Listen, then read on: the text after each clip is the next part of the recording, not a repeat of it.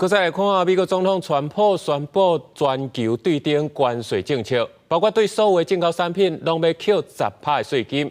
那另外针对不同国家，若有对美国无同的扣税比例，嘛要搁再加重扣税。比如讲，对中国就要扣到54%，对台湾扣32%，对这欧盟扣20%，上近4月初9就要正式来实施。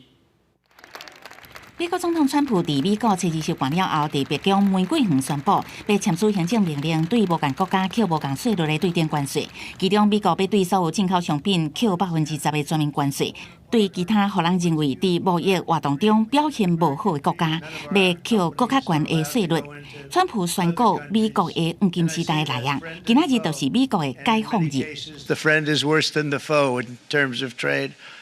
But such horrendous imbalances have devastated our industrial base and put our national security at risk. If you want your tariff rate to be zero, then you build your product right here in America because there is no tariff. It's going to be Liberation Day in America. 川普讲，这天已经成为美国历史上上界重要日子之一。未来几年，当美国人民回想过去，会更加坚信川普政府做的是对的代志，因为这是美国工业重新加再一次好嘅日子。伊企业讲，美国扣啊变啊利用，互外国人抢夺的代志袂阁发生，就业机会甲本土制造会回流美国。China, 67%. That's tariffs charged to the USA, including currency manipulation and trade barriers. We didn't want to it's very windy out here. We didn't want to bring out the big charts because it had no chance of standing. The European Union, very friendly. They rip us off. It's so sad to see. It's so pathetic. 39%, we're going to charge them 20%.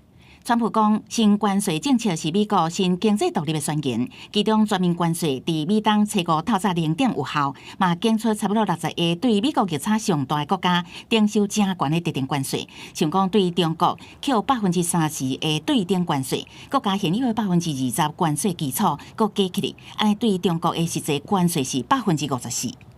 Tariffs are paid by American importers and will be likely passed on to consumers.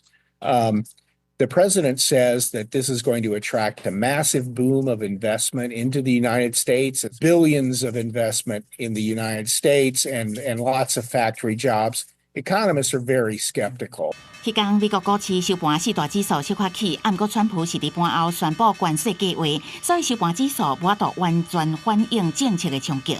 关税计划是为本来市场预测的相对温和变激进，美国机会集体大落，道琼机会把落超过1100点，标普500指数机会落3.9%，纳指100机会大落4.7%。公司新闻吴文玲编译。